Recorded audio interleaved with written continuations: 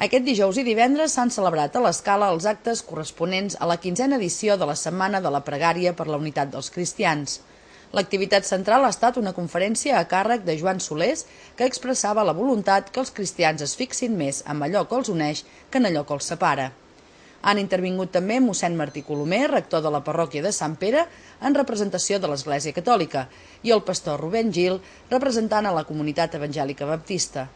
Tots dos són els convidats aquest divendres al programa Parlem, que s'emet després d'aquest informatiu. Ens hem mirat més aviat els aspectes positius, perquè hi ha moltes coses que es poden dir, esclar, i hem enfocat més aviat les coses que ens uneixen més que no pas les coses que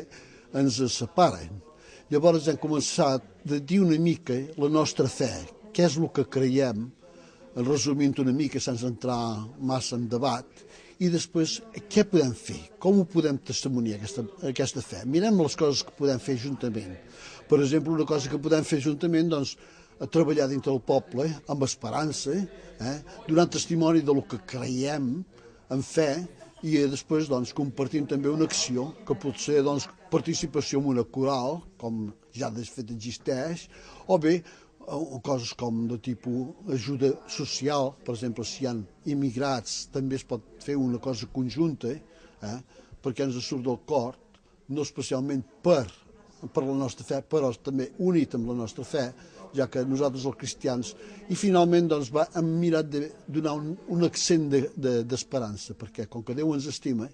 i nosaltres creiem, els cristians, que Déu ens estima, i creiem que Déu no ens deixa mai, encara que hi hagin crisis econòmiques o crisis personals o moments difícils que tots en tenim a la vida, pensem que Déu no ens deixa mai. I això, aquest punt